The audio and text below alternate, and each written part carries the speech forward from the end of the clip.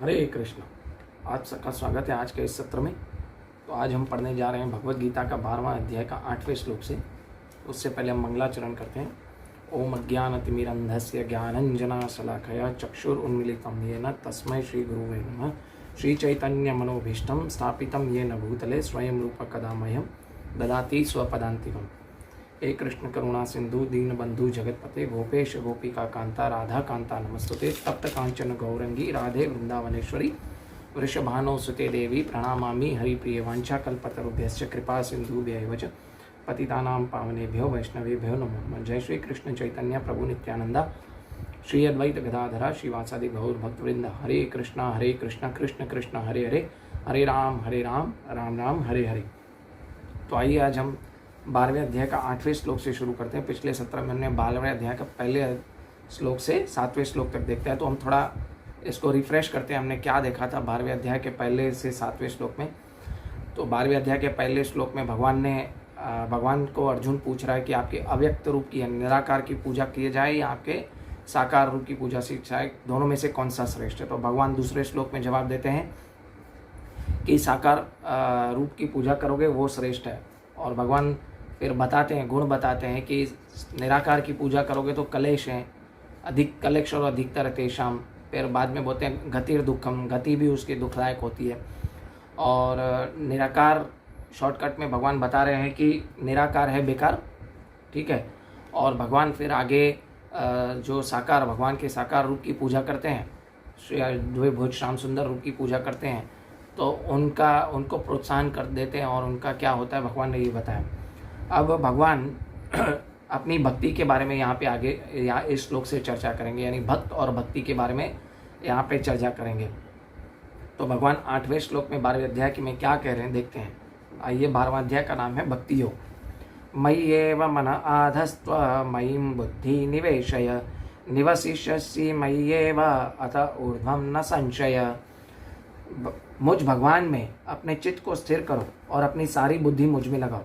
इस प्रकार तुम निसंदेह मुझ में वास करोगे, सदैव वास करोगे। तो भगवान यहाँ पे क्या कह रहे हैं कि मन और बुद्धि, मयि आवेश मन आधस्त्व मयि बुद्धि निवेश है, यानी मुझ में सब बुद्धि और मन मुझ में लगाओ। अभी बुद्धि और मन भगवान में कैसे लगाएंगे? मन एक्चुअली भगवान में स्थिर कैसे किया जा सकता है? क्योंकि तीसरे अध्याय में तो भगवान बोलते हैं, अर्जुन बोलता है कि मन तो बड़ा चंचल ही है और मन भगवान में नहीं लग सकता। तो मन को तो लगाया जाना बहुत ही मुश्किल है। तो मन कैसे लगाया जाए भगवान के मन इसमें? क्योंकि मन और बुद्धि दोनों लगाने के लिए यहाँ पे भगवान बोल रहे हैं। तो मन का तो काम है संकल्प और विकल्प करता रहता है। तो बुद्धि जो है स्थिर, बुद्धि स्थिर है तो मन भी ऑटोमेटिकली स्थिर हो जाएगा। बुद्धि का मतलब है कि हमें भगवान श्री कृष्ण ने जो भी ज्ञान दिया है भगवत गीता में, और जो भी साधु संगों में बैठ के हम भगवत गीता का ज्ञान लें और उसके ऊपर चिंतन करें और उसके ऊपर चलें, तो मन ऑटोमेटिकली भगवान में लगना स्टार्ट हो जाएगी। बुद्धि मतलब ज्ञान लगाना है, अपने इंटेलिजेंस को यूज़ करना है। और भक्ति में ज्ञान का काम ही यह है कि बुद्धि का काम यह है कि भक्ति करे, ठीक है। और जब वो भक्ति करेगा तो भगवान की भक्ति करेगा तो क्या मन भगवान में ऑटोमेटिकली लग जाएगा। और भगवान यहाँ पे एक और शब्द यूज़ करें, अतः ऊर्ध्वं न संशय। अतः ऊर्ध्वं न संशय यानी मतलब तत्पश्चात इसमें कोई भी संदेह नहीं रह जाता।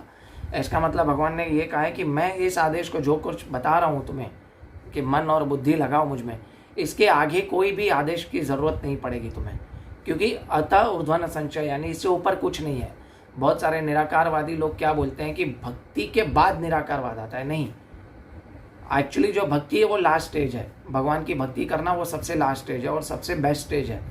तो भक्ति से ऊपर कुछ भी नहीं है। भगवान की भक्ति करना उससे ऊपर कुछ नहीं है। इसलिए भगवान कह रहे हैं कि मन मुझ में लगाओ कि तो कैसे लगेगा? भगवान का नाम लेके भगवान में मन लगेगा। और बुद्धि लगाने के लिए भगवत गीता पढ़नी पड़ेगी, दैट्स इनफ। तो हमें और कुछ करने की ज़रूरत नहीं है। और भगवान के बारे में हमें सेवा करनी है, भगवान की यही करना है और कुछ नहीं करना है। भक्ति मतलब इट्स बहुत सरल उपाय भगवान ने बता दिया यहाँ पे। लेकिन भगवान यहाँ पे बहुत सारे लोगों का क्वेश्चन हो सकता है कि मेरा मन भी स्थिर नहीं होता तो मैं क्या करूँ, मेरी बुद्धि भगवान में नहीं लगती तो क्या करूँ। तो भगवान आगे के श्लोकों में बहुत सारे ऑप्शंस दे रहे हैं और सबके बारे में बता रहे हैं कि कैसा व्यक्ति क्या क्या कैसे कैसे मुझ तक आकर पहुंच सकता है। क्योंकि बहुत सारे लोग बोलते हैं जो नियम नहीं फॉलो कर सकते, आगे आएगा बहुत सारे श्लोकों में सब कुछ आएगा। तो अगर भगवान बताएंगे ये नहीं कर सकते तो ये करो, ये नहीं कर सकते तो ये करो, और आप इस तरह मुझ तक पहुंच सकते हो। तो आइए इसका थोड़ा तात्पर्य पढ़ते हैं। जो भगवान कृष्ण की भक्ति में रत रहता है उसका परमेश्वर के साथ प्रत्यक्ष संबंध रहता है, अतएव इस किसी प्रकार का भी संदेह प्रारंभ से ही उसकी स्थिति दिव्य होती है। यानी इसमें कोई संदेह नहीं है कि जो भगवान की भक्ति करता है उसकी स्थिति दिव्य है, हमेशा दिव्य रहती है। इसीलिए वो क्या करता है, हमेशा भगवान की भक्ति में तत्पर रहता है। और इसलिए भगवान कहते हैं ऊर्ध्व न संचय, अतः ऊर्ध्व न संचय, यानी इससे कोई कुछ रास्ता ऊपर, इससे ऊपर वाला रास्ता कोई नहीं है। अभी भगवान आगे के श्लोक में क्या कह रहे हैं, अथम चित्तम समाधातुम न शक्नोसि मयि स्थिरम अभ्यास योगेन ततो माम उपछातुनि धनंजय। यानी हे अर्जुन, हे धनंजय, तुम यदि अपने चित्त को अविचल भाव से, चित्त यानी मन और बुद्धि दोनों आ गया, ठीक है, चित्त को अविचल भाव से मुझ पर स्थिर नहीं कर सकते तो भक्ति योग के विधि विधानों का पालन करो। इस प्रकार तुम मुझे प्राप्त करने की चाह उत्पन्न करो। अभी भगवान कह रहे हैं यहाँ पे कि चित्त यानी मन और बुद्धि अगर अब तुम दोनों मुझ में नहीं लगा सकते तो तुम अभ्यास करो। अभ्यास क्या करो, भक्ति के साधनों का अभ्यास करो। अभ्यास करते रहोगे तो आप मेरे में मन स्थिर कर सकोगे। अभी अभ्यास कैसे करना है, जैसे सुबह उठना है, वैदिक भक्ति के regulations of rules and regulations follow करो। और रूल्स एंड रेगुलेशंस क्या है कि सुबह 4 बजे उठा है, मंगल आरती करनी है, 4 नियमों का पालन करना है, no illicit sex, no gambling, no intoxication, ठीक है, और नो मीट ईटिंग, ये 4 नियमों का फॉलो करना है। और फिर चैंटिंग और रीडिंग बराबर करनी है। तो बार बार हम रीडिंग करेंगे, बार बार चैंटिंग करेंगे तो हमें क्या होगा कि हमारा मन जो है वो भगवान में धीरे धीरे लगना स्टार्ट हो जाएगा। सिर्फ नियम एक्चुअली करने से, फॉलो करने से पहले तो मन नहीं लगता। हमें क्या होना चाहिए, नियम फॉलो करने के बाद क्या होना चाहिए, भगवान के प्राप्ति की इच्छा भी होनी चाहिए। हम नियम तो फॉलो कर रहे हैं लेकिन हमारे मन में भगवान के प्राप्ति की इच्छा नहीं है तो हमारे नियम फॉलो करने का कोई सब व्यर्थ है, कोई अर्थ नहीं रह जाता। तो हम एक्चुअली क्या करते हैं, नियम तो फॉलो कर रहे होते हैं बट क्या होता है कि हमारी अंदर जो इच्छा होती है, आंतरिक इच्छा भोग करने की होती है। तो जब हम भोग करेंगे तो हमें भगवान नहीं मिलेंगे। इसलिए रूल्स रेगुलेशन फॉलो करने के साथ साथ हमें क्या करना है कि भगवान की प्राप्ति करने की इच्छा होगी। लेकिन भगवान की प्राप्ति करने की इच्छा कैसे आएगी, दिव्य लोगों के साथ संग करेंगे, भक्तों के साथ संग करेंगे, कीर्तन करेंगे, भगवत गीता पढ़ेंगे, भगवान का नाम लेंगे, हरे कृष्ण कृष्ण कृष्ण हरे हरे, हरे राम राम राम हरे, भगवान का नाम जप करेंगे तो धीरे धीरे हमारे में क्या आएगा कि भगवान को प्राप्त करने की इच्छा आ जाएगी। अब कोई बोले मुझसे ये भी नहीं होता तो क्या करूं, तो भगवान आगे ऑप्शन दे रहे हैं अगले श्लोक में। लेकिन उससे पहले इसका श्लोक का तात्पर्य पढ़ेंगे, भगवान क्या कहना चाह रहे हैं, ठीक है। श्रील प्रभुपाद, इस श्लोक में भक्ति योग की 2 पृथक विधियों को बताया गया है। पहली विधि उस व्यक्ति पर लागू होती है जिसने दिव्य प्रेम द्वारा भगवान कृष्ण को प्रति वास्तविक प्रेम आसक्ति उत्पन्न कर ली, और दूसरी विधि इसके लिए जिस प्रकार से भगवान के कृष्ण की आसक्ति उत्पन्न नहीं हुई है। आसक्ति उत्पन्न नहीं है मतलब उसका मन नहीं लग रहा है लेकिन वो फिर भी भगवान का जो रूल्स और रेगुलेशन फॉलो कर रहा है वो, लेकिन उसमें क्या नाना प्रकार के दूसरी विधि विधानों में क्या होता है जिसका पालन करने से मनुष्य अंततः क्या हो जाता है, भगवान के प्रेम प्राप्त कर सकता है, भगवान को प्राप्त करने की अवस्था, और उसके मन में ये अवस्था जाग जाती है। इस तरह से वो भगवान को प्राप्त कर सकता है। भक्ति योग मतलब क्या है, इंद्रियों का संस्कार, इंद्रियों का परिष्कार, है ना। संसार में इस समय इंद्रियां सदा अशुद्ध हैं, वे इंद्रिय तृप्ति में, क्योंकि वे इंद्रिय तृप्ति में लगे रहते हैं। देखिए हम एक्चुअली भोग करने की इच्छा रखेंगे तो हम भगवान को प्राप्त नहीं कर पाएंगे।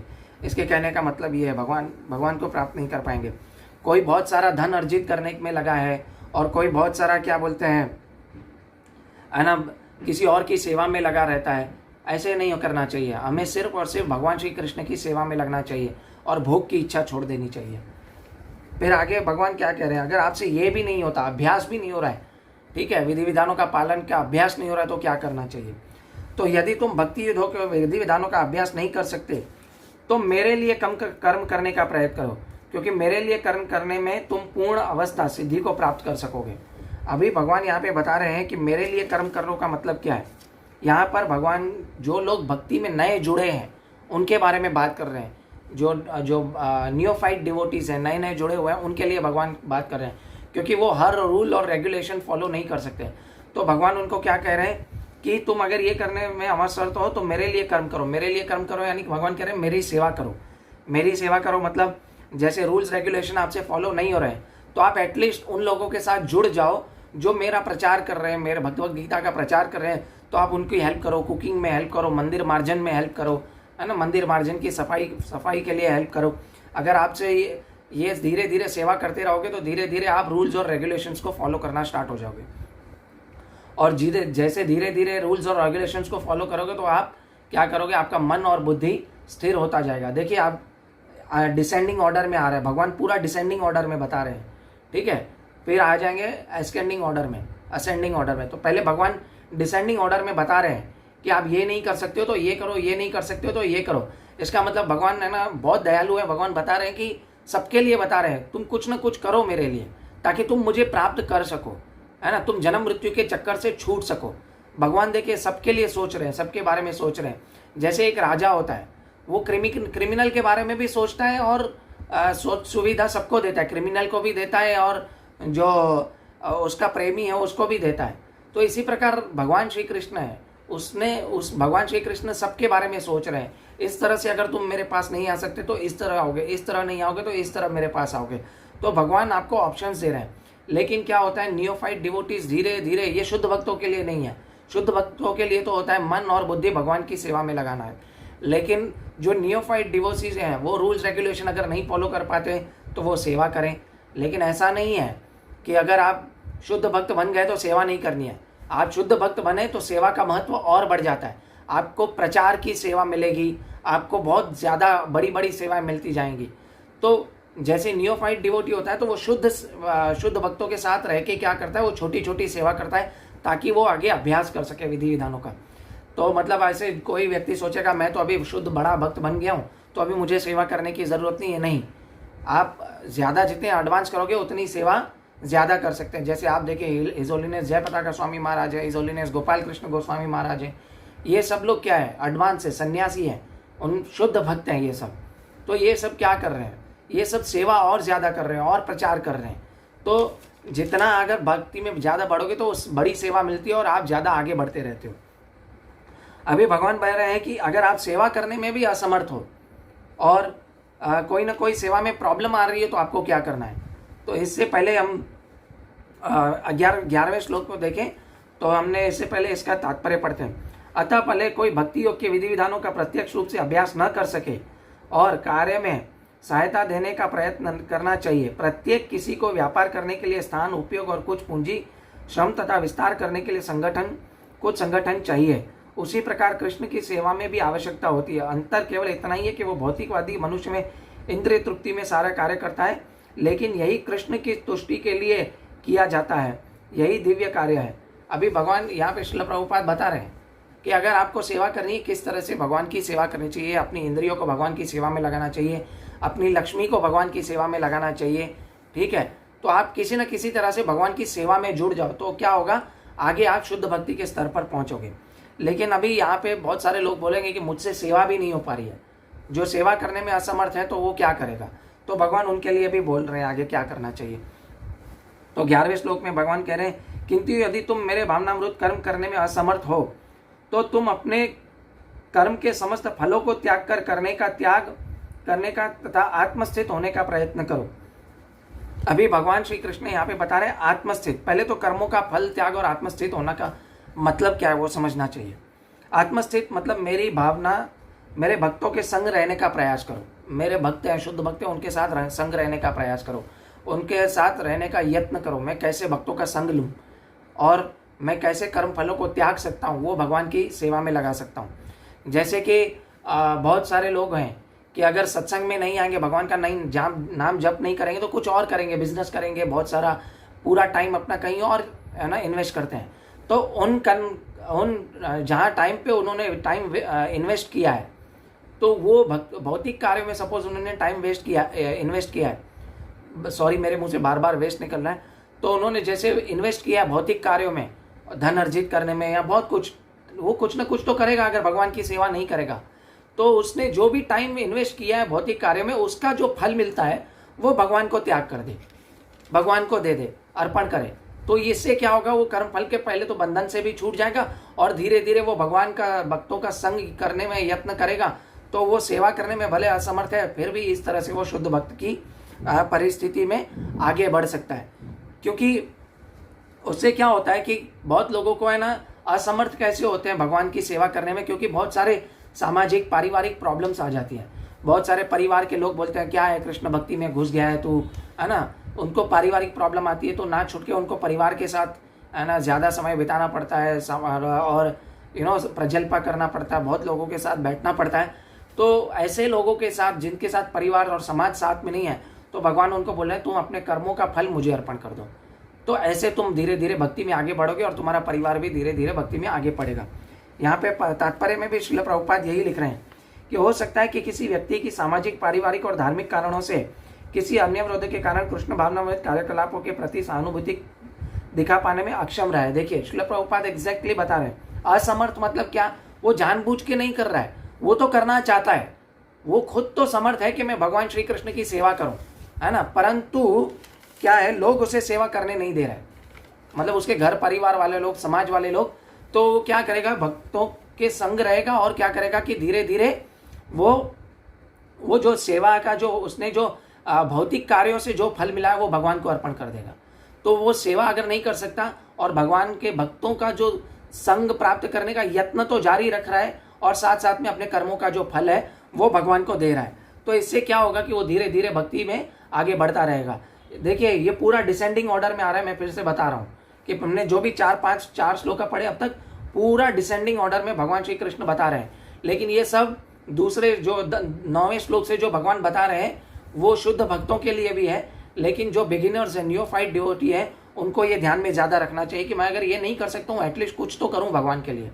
ठीक है, कृष्ण भावना में किसी अन्य पर अनुभव पर आश्रित नहीं होता, क्योंकि कृष्ण भावना अमृत स्वयं मन को विमल बनाने में वाला है, किंतु यदि कृष्ण भावना अमृत को स्वीकार करने में किसी प्रकार का अवरोध हो तो मनुष्य को चाहिए कि कर्मों फलों का त्याग करने का प्रयत्न करिए। देखिए श्रील प्रभुपाद ने भी यही ये बोल दिया और भगवान श्री कृष्ण ने भी आगे श्लोक में यही बोला है। ठीक है, तो अभी 12वें श्लोक में करते हैं, लेकिन बहुत सारे लोग बोलते हैं मुझसे ना कर्म फलों का भी त्याग नहीं हो रहा है, अभी मैं क्या करूं, यानी तो क्या करना चाहिए उसे। तो भगवान क्या बोल रहे हैं, यदि तुम अभ्यास नहीं कर सकते, पहले अभ्यास बोला, ठीक है, फिर ज्ञान का अनुशीलन भी नहीं कर सकते, है ना, बुद्धि को भी मन में नहीं लगा सकते, यदि तुम ज्ञान से श्रेष्ठ ध्यान और ध्यान से श्रेष्ठ कर्म फल का परित्याग है, अगर तुम कर्म फलों का त्याग भी नहीं कर सकते, मेरी सेवा भी नहीं कर सकते, ऐसा मनुष्य को मन शांति को प्राप्त करना चाहिए। यानी मन शांति को प्राप्त करने का मतलब क्या है, कर्म फल त्यागात शांति अंतरम, है ना। अभी मनो भगवान एक्चुअली भगवान के साथ लोग जुड़ते क्यों नहीं है, क्योंकि वो एक्चुअली अपना जो उनका खुद का ईगो है, अहंकार है, इसकी वजह से वो भगवान के साथ जुड़ते नहीं है ना। इसमें श्लोक में है शब्द है अभ्यासात ज्ञानात ध्यानम विशिष्यते ध्यानात कर्म फल त्यागात शांति अंतरंदम। यानी भगवान बोल रहे हैं कि अगर कोई व्यक्ति ये सब नहीं कर सकता है तो मन शांति को प्राप्त करे, यानी अपने अहंकार को छोड़ के, जैसे बहुत लोगों को अहंकार होता है कि मैं सत्संग में जाऊं, मैं नीचे बैठूंगा और मैं नीचे बैठ के सत्संग नहीं सुन सकता, मैं तो जाऊंगा ही नहीं सत्संग में, है ना, भक्त का संग नहीं कर सकता, तो उसे क्या करना चाहिए। वो ये भगवान एक्चुअली सब जो है ना इनडायरेक्ट प्रोसेस बता रहे हैं, डायरेक्ट प्रोसेस नहीं बता रहे हैं। भगवान सबके लिए सोच रहे हैं, इसलिए भगवान क्या कह रहे हैं कि सबके लिए इनडायरेक्ट प्रोसेस भी बता रहे हैं कि तुम मेरे तक कैसे आ सकते हो। हमारा काम एक्चुअली भगवान की भक्ति करना है, दूसरे प्रोसेस अन्य लोगों के लिए हैं जो लोग नियोफाइट डिवोटीज हैं, भगवान श्री की भक्ति अभी शुरू कर रहे हैं, उनके लिए ये इनडायरेक्ट प्रोसेस है। साधु संग नहीं कर सकते तो ज्ञान ले लें, ज्ञान नहीं कर सकते तो ध्यान ले लें, और ध्यान से ऊपर क्या है, भगवान यहाँ पे क्या बता रहे हैं, कर्म फलों का त्याग है। तो अगर ज्ञान करें या ध्यान करें तो दोनों में क्या करना पड़ेगा, हमें कर्म फलों का त्याग करना पड़ेगा, और भक्ति में आगे नहीं बढ़ सकते। लेकिन ज्ञान और ध्यान में भक्ति में आगे नहीं बढ़ सकते, क्योंकि फाइनल स्टेज तो भक्ति है। अगर आप ज्ञान योग में देखें तो उसका मेन फल, कर्म फल क्या है कि उसको मुक्ति चाहिए, है ना, ये ज्ञान मिश्रित भक्ति बोलते हैं। और ध्यान का सबसे बड़ा फल क्या है कि उसको सिद्धियां प्राप्त होती है ना। बहुत सारे देखो हिमालय में जाते हैं, 50-50 साल सिद्धि करके आते हैं, ध्यान लगा के आते हैं और सिद्धियां प्राप्त होती हैं कि समुंदर के ऊपर चल सकते हैं, है ना, ऐसी आग उत्पन्न कर सकते हैं, ये सिद्धियां हैं। तो भगवान बोल रहे हैं ऐसे कर्म फलों को त्यागना पड़ेगा। लेकिन भक्ति में कर्म फल को त्यागना नहीं पड़ता है, क्योंकि भक्ति का कर्म फल क्या है? भक्ति का कर्म फल है भगवान का प्रेम। तो भगवान के प्रेम को हमें त्यागना नहीं पड़ता। इसलिए भक्ति जो है कर्मों के अंतर्गत नहीं आती।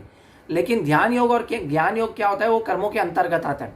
इसीलिए हमें कृष्ण की भक्ति करते रहेंगे तो हम आगे बढ़ेंगे, तो हम ऑटोमेटिक कर्म फलों का जो कर्म फल है वो भगवान को अर्पण करेंगे। त्यागना नहीं पड़ेगा, लेकिन उसको भगवान को अर्पण करके कोई भोग सकता है। ठीक है, हम जैसे भगवान को रोटी कमाई हमने भगवान, तो वो हमने भगवान को भोग लगा के खाया, हम उसको भोग सकते हैं। इसको बोलते हैं युक्त वैराग्य। परंतु ध्यान योग और कर्म योग में क्या है? ज्ञान योग में क्या होता है कि आपको कर्म फलों का त्याग करना पड़ता है, जैसे सिद्धि हुई और मोक्ष हुआ। तो इसीलिए भगवान बताएं कि ये जो ध्यान योग और ज्ञान योग से बेटर प्रोसेस क्या है? कर्म फलों का त्याग। क्योंकि अगर आप ये दोनों कर रहे हो तो आपको कर्म फलों का त्याग करना पड़ेगा। लेकिन मन की एक्चुअली शांति के लिए क्या करना पड़ेगा? भगवान की प्राप्ति के लिए क्या करना पड़ेगा? भगवान की भक्ति करनी पड़ेगी, भगवान का साथ भक्तों के साथ संग करना पड़ेगा। इसीलिए भक्ति का जो प्रोसेस है ये सबसे ऊपर बताया गया है। इसीलिए यहाँ पे भगवान कंपेयर कर रहे हैं भक्ति योग, ध्यान योग और ज्ञान योग को। ठीक है, ये हमने छठे, पांचवें और तीसरे अध्याय में देख लिया था, चौथे अध्याय में। तो इससे हमें क्या पता चलता है कि जो भक्ति योग है वो सर्वश्रेष्ठ है। तो इसीलिए इस अध्याय का नाम भी क्या है? भक्ति योग, है ना। तो अभी आगे भगवान क्या बता रहे हैं? अभी भगवान ने यहाँ पे चैप्टर क्लोज कर दिया कि आपने डिसेंडिंग ऑर्डर में भगवान ने बताया क्या क्या करना है। पहले भगवान ने बताया कि मन और बुद्धि मुझ में लगाओ। फिर भगवान ने बताया कि अगर मन बुद्धि नहीं लगा सकते तो योग अभ्यास करो। अगर आप अभ्यास नहीं कर सकते तो आप कर्म फलों का त्याग करो और विधि विधानों का अभ्यास करो। विधि विधानों का अभ्यास नहीं कर सकते तो सेवा करो। सेवा नहीं कर सकते तो कर्म फलों का त्याग करो। ठीक है, भगवान ने ये डिसेंडिंग ऑर्डर में बता दिया भगवान को कैसे प्राप्त किया जा सकता है। अभी भगवान बता रहे हैं जो भक्ति करेगा उसमें क्या क्या गुण आएंगे 13वें से 20वें श्लोक में। तो हम उन गुणों को देखने का और उन गुणों को समझने की कोशिश करेंगे कि जो 13वां और 14वां श्लोक है कि जो किसी से द्वेष नहीं करता लेकिन सभी जीवों का दयालु मित्र है, जो अपने को स्वामी नहीं मानता और मिथ्या अहंकार से मुक्त है, जो सुख दुख में संभाव रहता है, सहिष्णु है, सदैव आत्मतुष्ट है, आत्मसंयमी है तथा जो निश्चय के साथ मुझ में मन बुद्धि के स्थिर करने में भक्ति में लगा रहता है, ऐसा भक्त मुझे अत्यंत प्रिय है। अभी भगवान बता रहे हैं उनको कौन कौन प्रिय है। ठीक है, तो लोग बोल देंगे आपको ये लक्षण सुन के कि किसी से द्वेष नहीं करता, किसी से लड़ता नहीं है, सबके प्रति दयालु मित्र है, असहिष्णु है, आत्मतुष्ट है, आत्मसंयमी है। ये बाहर से सुनने में है ना, एक अच्छे लोग भी बोलते हैं ना किसी से द्वेष नहीं करना चाहिए और किसी से शत्रुता नहीं करनी चाहिए। ये आपको बहुत सारे अच्छे लोग भी मिलेंगे समाज में, वो लोग बोलेंगे। लेकिन आप उसको 1000 या 10 लोगों के बीच में, खराब लोगों के बीच में डाल दो तो वो बोलेगा छोड़ सब गया। वो अपना स्वभाव त्याग के क्या करेगा? वो उनसे लड़ना स्टार्ट हो जाएगा। जब तक वो स्पिरिचुअली इंटेलिजेंट नहीं है तब तक वो इस गुणों को एडअप प्रॉपरली नहीं कर सकता।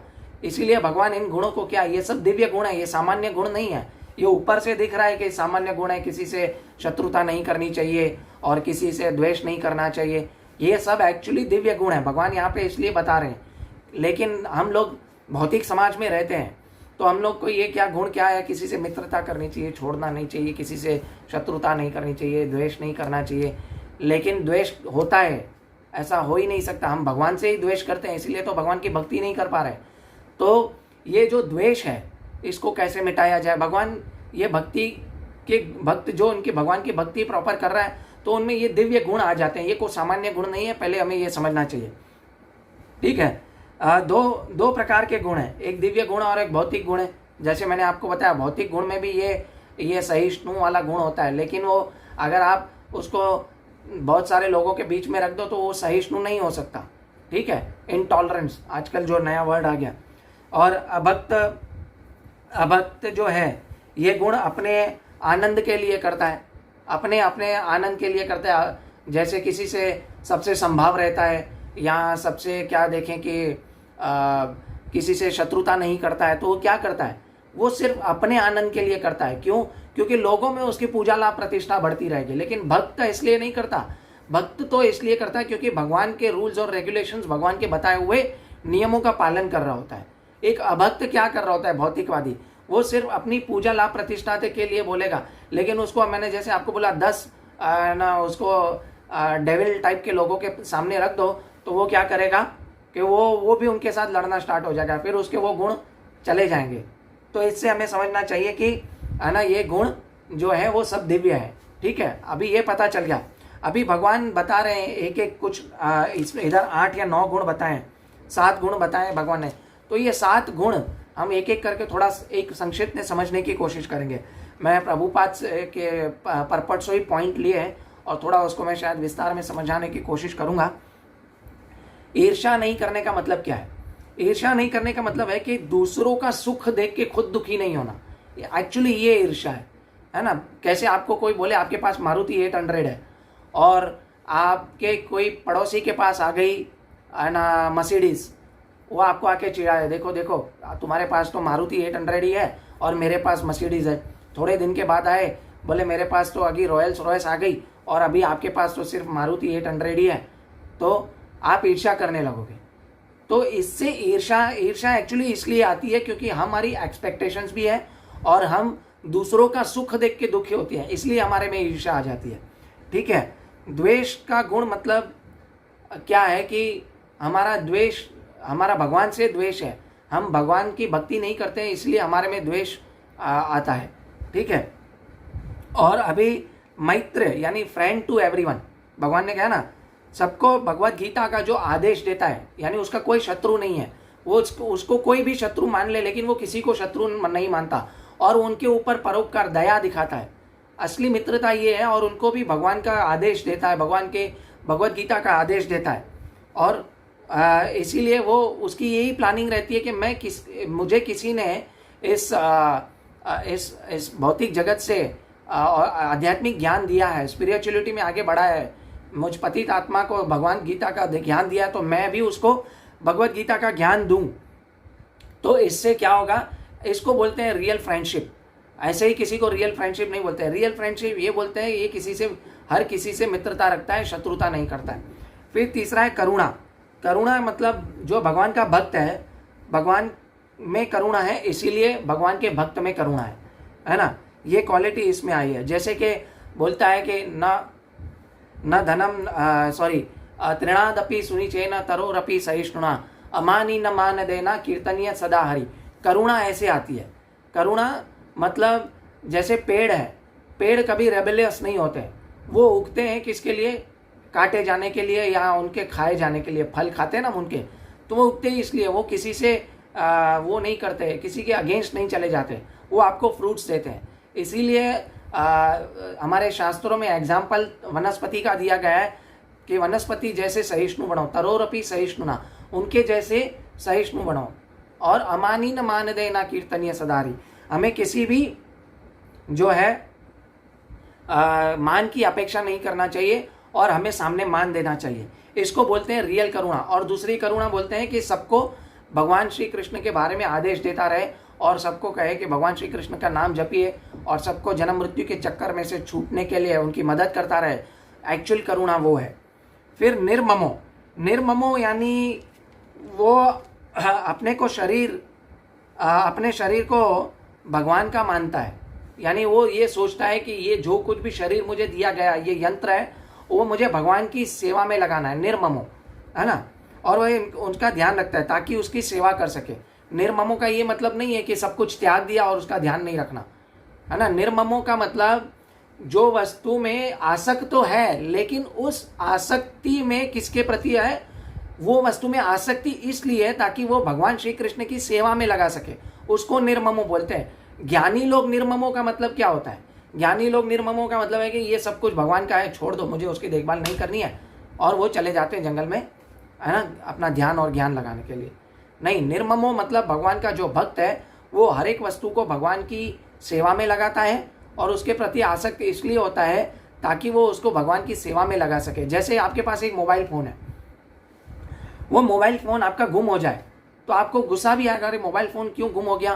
क्यों गुस्सा आएगा, इसलिए गुस्सा आएगा कि अरे मुझे ये मोबाइल फ़ोन भगवान की सेवा में लगाना था, मुझे यूट्यूब में लेक्चर अपलोड करने थे, मुझे फेसबुक पे है ना भगवान के लेक्चर देना है, कथा देनी है, तो उसका उसके प्रति ये आसक्ति अच्छी है, बुरी आसक्ति नहीं है। लेकिन इसमें ड्रॉबैक ये है कि हम ये सोच लेते हैं कि मेरी आसक्ति इसलिए है क्योंकि मैं भगवान का भक्त हूँ। तो ये थोड़ा भगवान चेक पॉइंट्स बता रहे हैं, तो ये हमें थोड़ा समझना कि ये थोड़ा डीप है, ये हमें समझना पड़ेगा। और जैसे निराकार, जैसे ज्ञानी होते हैं, वो क्या करते हैं, वो वस्तु में आसक्त नहीं रहते। मोबाइल गुम हो गया तो गुम हो गया, ठीक है, लेकिन भक्त का मोबाइल गुम हो गया तो उसको ढूंढने की कोशिश करेगा ताकि मैं भगवान की सेवा में लगा सकूं, ठीक है। इसको बोलते हैं निर्ममो। अभी एग्जाम्पल देखिए, निर्ममो में 3 थे, एक तो ऋषि मुनि, एक भगवान का भक्त और एक रावण, ठीक है। निर्ममो मतलब जिसका मोह है, जैसे रावण था, वो रावण किसके लिए लड़ा, सीता के लिए लड़ा, क्योंकि उसका उसमें मोह था, सीता को पाना चाहता था, माता सीता को पाना चाहता था, ठीक है, उसका मोह था, वो भोगी था, ठीक है। भोगी का मोबाइल गुम हो जाए तो वो क्या करेगा, अरे मैं इसमें नेटफ्लिक्स कैसे देखूंगा, पिक्चर कैसे देखूंगा। और एक ज्ञानी का मोबाइल गुम हो जाए तो वो देखेगा ही नहीं, चलो छोड़ो जो भी हो गया। लेकिन एक भक्त का मोबाइल गुम हो गया तो वो उसे ढूंढने की कोशिश करेगा ताकि वो भगवान की सेवा में लगा सके, ठीक है। इसी तरह रावण था, वो भोगी था, भगवान माता सीता का भोग करना चाह रहा था। और हनुमान जी इसलिए लड़े रामायण में युद्ध ताकि वो भगवान की, उसको पता है कि जो माता सीता है वो भगवान राम के लिए है, तो मैं भगवान उनके लिए लड़ूं ताकि मैं वो भगवान राम को वापस दिला सकूं। और आप देखें उसमें ऋषि मुनि भी थे, वो आए ही नहीं, अपना यज्ञ करने में लगे रहे थे, वो तो भगवान का शहद देने आए ही नहीं, वो ज्ञानी लोग थे, ठीक है, समझ गए। मैंने एक बहुत सिंपल एग्जाम्पल दे दिया रामायण से। निर्ममो का मतलब है उस तो आसक्ति तो है, लेकिन किसके लिए बताया मैंने, भगवान के लिए। अभी हमें कैसे पता चले कि मैं वस्तु में आसक्त हूं, वो भगवान के लिए है या नहीं है, ठीक है। तो भगवान यहाँ क्या बोलते हैं, निर्ममो निरहंकार, यानी वो वस्तु अपने लिए अहंकार नहीं होता उस वस्तु में, वो भगवान की सेवा में लगाना चाहता है, इसलिए। फिर सम सुख दुख, सम सुख दुख का मतलब क्या है, सम सुख दुख का मतलब है उसके साथ जो कुछ भी हुआ वो दुख में भी भगवान को ज्यादा याद करता है। जैसे महारानी कुंती, ठीक है, वो भगवान को याद करती है। और जो भोगी है वो ये सोचता है कि वो भोग कैसे करे, लेकिन एक जो भगवान का भक्त है वो ऐसे सोचता है, चलो ठीक है, मेरी जो लाइफ में हो रहा है वो मेरे कर्मों के हिसाब से, और या तो भगवान की ये मर्सी है इसीलिए हो रहा है, भगवान के प्लान्स बहुत ही डिफरेंट है, इसीलिए वो सम सुख दुख है ना, वो हमेशा सुखी रहता है, एक जैसा रहता है। सम सुख दुख यानी सब में एक जैसा रहता है। संतुष्ट, संतुष्ट ऐसे है कि वो किसी भौतिक वस्तु के पीछे नहीं भागता, उसको पता है कि मेरे पास सबसे बड़ा धन है, भगवान के नाम का धन है। राम रतन धन पायो जी, मैंने राम रतन धन पायो, है ना। तो भगवान का धन है उसके पास, भगवान के नाम का धन है ना। नाम चिंतामणि कृष्ण चैतन्य रस विग्रह। एक और मुझे याद आता है, गोलुकेर प्रेम रतन धन, है ना, गोलुक से आया हुआ नाम भगवान का धन है, तो गोलुकेर प्रेम रतन धन पायो। तो इसीलिए ये भगवान का नाम का धन अगर उसके पास है तो वो संतुष्ट रहता है। फिर आगे है 7वां, रूल्स रेगुलेशन फॉलो करता है, दृढ़ निश्चय, उसको बोलते हैं दृढ़ निश्चय, रूल्स रेगुलेशन फॉलो करता है।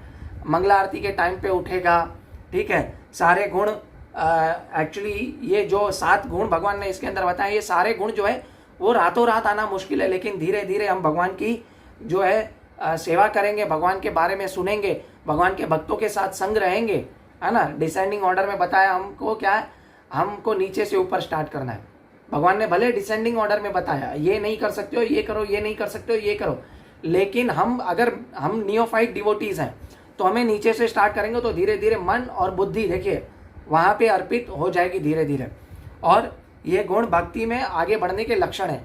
अगर हम भक्ति कर रहे हैं और हम में ये 7 गुण नहीं आए तो ये चेकलिस्ट भगवान बता रहे हैं कि भक्तों के लक्षण क्या है।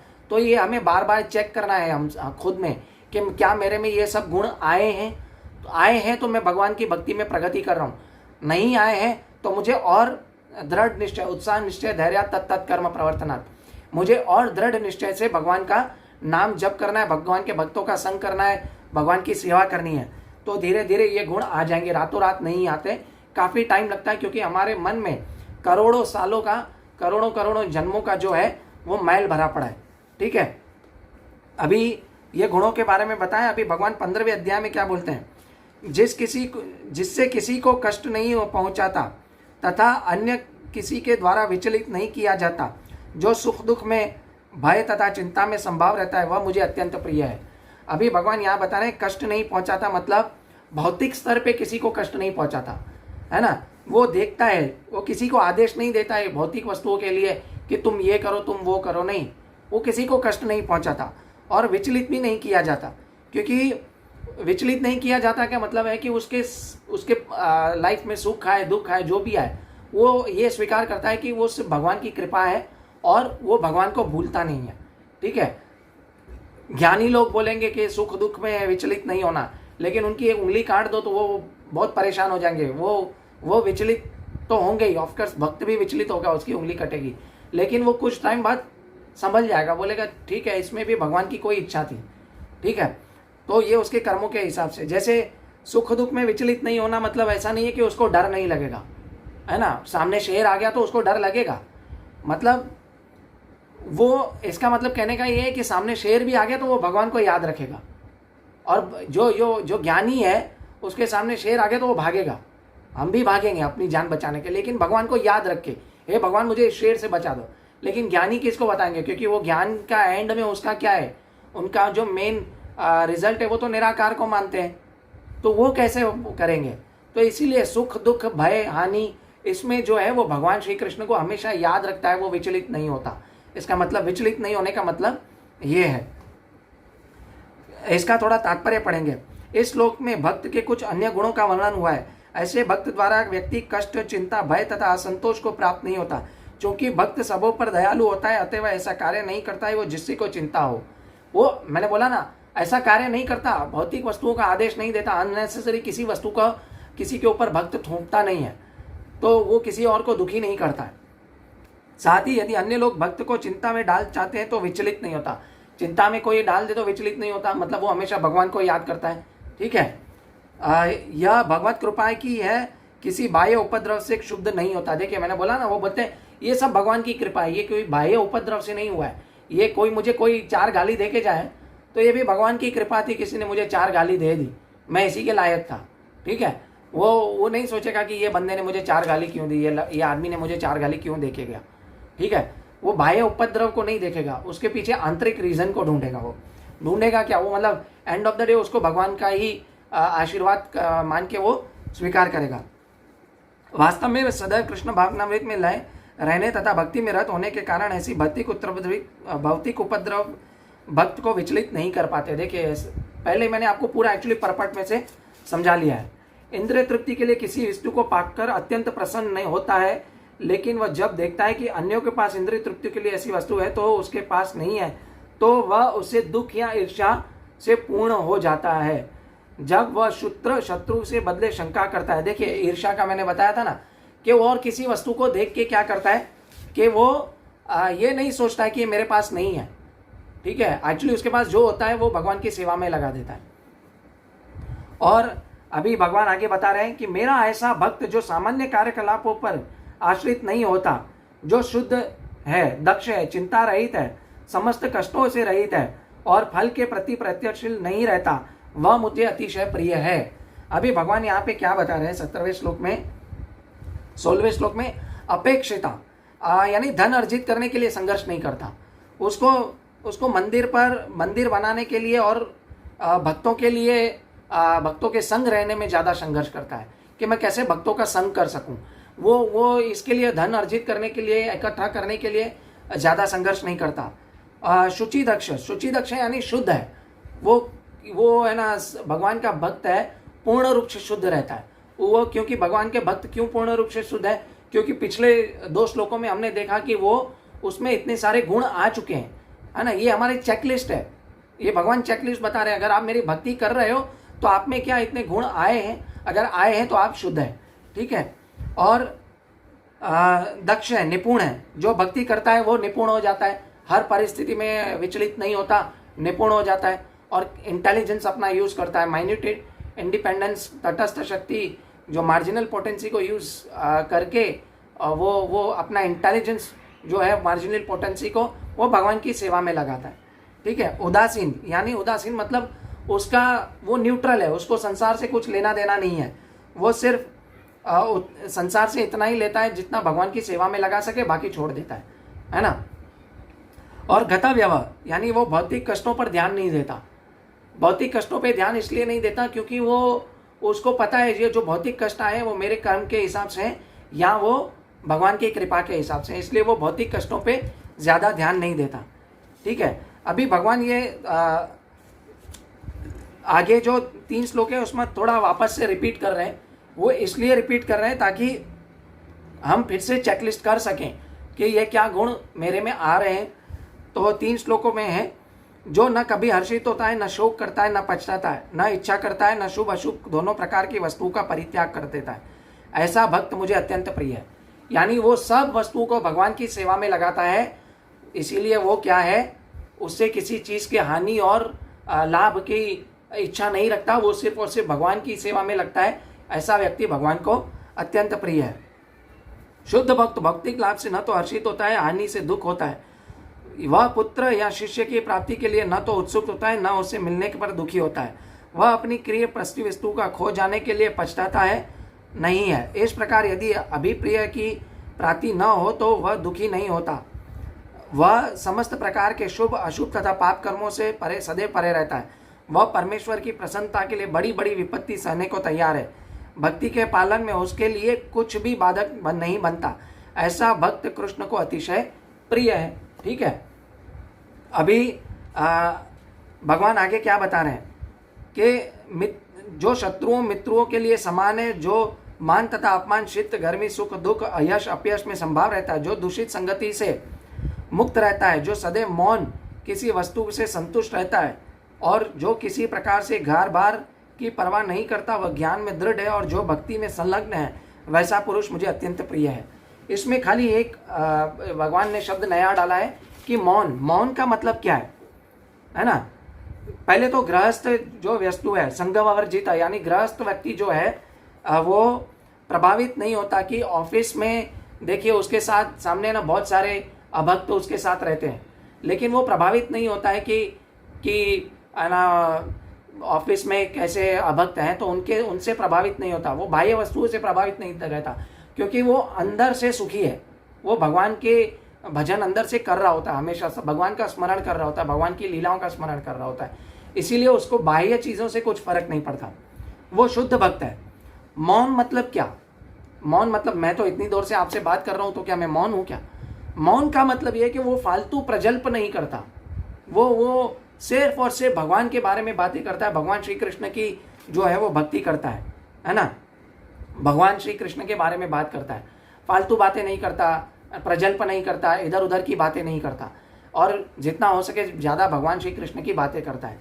इसमें भगवान श्रील प्रभुपाद बताते हैं कि वह अत्यंत धैर्यवान होता है, वह कृष्ण कथा अतिरिक्त कुछ नहीं बोलता, अतः उसे मौनी कहा जा सकता है। मौनी का अर्थ यह नहीं कि वो नहीं बोले, अपितु यह वह अनर्गल आलाप न करे। अनर्गल आलाप न करे मतलब फालतू चीज़ें ना बोले। ठीक है, वो सिर्फ और सिर्फ कृष्ण बोले। 10वें अध्याय के 9वें श्लोक में भगवान बता रहे हैं, है ना, कि मच्चित्ता मद्गत प्राणा बोधयंत परस्परम कथयंतश्च माम नित्यम तुष्यंती च रमन्ति च। मेरे भक्तों के विचार मुझ में सदैव वास करते हैं। क्यों? क्योंकि वो मेरी ही बारे में चर्चा कर रहे होते हैं और परस्पर आनंद उठाते रहे होते हैं, है ना। तो इसीलिए वो सिर्फ और सिर्फ भगवान की कथा कर रहे होते हैं, उसको मौन कहा जाता है। और आखिरी श्लोक में है कि जो इसमें एक और वर्ड आया है 19वें श्लोक में कि अनिकेत। अनिकेत मतलब वो प्रॉपर्टी, घर बार, इन वस्तुओं के पीछे नहीं भागता। ठीक है, अभी आखिरी श्लोक में भगवान अपना लास्ट इन सब का जो है ऐसे व्यक्ति मुझे प्रिय है, भगवान बता रहे हैं जो इस भक्ति के पथ पर अमर अनुसरण करते हैं। अमर यानी एक पल भी नहीं, हमेशा भगवान की भक्ति में अनुसरण कर रहे हैं, मुक्ति के बाद भी भगवान के सेवा कर रहे हैं, अमर अनुसरण कर रहे हैं, भगवान श्री कृष्ण का भक्ति कर रहे हैं हमेशा। वो विचलित नहीं होते, कुछ भी स्थिति आ जाए, सुख हो दुख हो, कोई व्यक्ति घर में मर गया हो, किसी की शादी हो, लेकिन वो अपनी 16 माला नहीं छोड़ता। ठीक है, मिनिमम एटलीस्ट 16 माला और 4 नियमों का पालन नहीं छोड़ता। ऐसा व्यक्ति अमर पथ का अनुसरण करता है, मतलब वो हमेशा भगवान के पथ का अनुसरण करता है। ठीक है, जो मुझे ही अपना चरण लक्ष्य मानता है, यानी वो और किसी वस्तु को, मोक्ष को या किसी और वस्तु को अपना लक्ष्य नहीं मान के वो सिर्फ और सिर्फ भगवत प्रेम को अपना लक्ष्य मानता है, उसमें स्थिर रहता है, ऐसा और श्रद्धा सहित पूर्ण रूप से संलग्न है, वह मुझे अत्यधिक प्रिय है। ऐसा व्यक्ति मुझे अत्यधिक प्रिय है। तो हरे कृष्णा, मैं अपनी वाणी को यहाँ विराम देता हूँ, लेकिन विराम देने से पहले आपको हार्दिक शुभकामनाएं इस कार्तिक महीने की। तो कृपया आप सब लोग भगवान को, श्री कृष्ण को, दामोदर को, भगवान दामोदर को ये महीने में, कार्तिक महीने में दामोदर मंथ में दीप दिखाएं और शिक्षा और दामोदर अष्टकम गाएं, दीप दाम दें। और इस महीने में जो भी अगर आप भगवान श्री कृष्ण की भक्ति करती हो उसका 1000 गुना फल मिलता है। ये सेल लगाते हैं भगवान, यानी एक बार भगवान का नाम जप दिया तो 1000 बार हो जाएगा। जैसे हमारी सेल होती है, ठीक है, सेल है कहीं शॉपिंग मॉल में तो हम ज़्यादा उठा के लेके आते हैं, तो यही सेल है। तो जितना हो सके ये महीने में आप भगवान का नाम लो, भगवान के गुणों का नाम लो, भगवत गीता पढ़ो, प्रचार करो। तो जितना हो सके उतना भगवान का प्रति भक्ति करें, ताकि हम ये सेल का महीना का ज़्यादा से ज़्यादा फ़ायदा उठा सकें। ठीक है, हरे कृष्णा। कृपया मुझसे कुछ भी भूल हो गई तो मुझे क्षमा करें। मैं अपने हृदय के शुद्धिकरण के लिए ही यहाँ पे बैठा हूँ। हालांकि मैं इस व्यासासन पे बैठने के लायक तो नहीं हूँ, परंतु मेरे गुरु महाराज और मेरे शिक्षा गुरु की कृपा से मैं ये कर पा रहा हूँ। तो कृपया मुझे क्षमा कीजिएगा, कुछ भी हो गया हो मुझसे गलती। वांछा कल्पतरुभ्यश्च कृपा सिंधुभ्यैव च पतितानां पावनेभ्यो वैष्णवेभ्यो नमो नमः। अनंत कोटि वैष्णव वृंद की जय, श्रील प्रभुपाद की जय। निताय गौर प्रेमानंदे। हरि हरि बोल। हरे कृष्ण।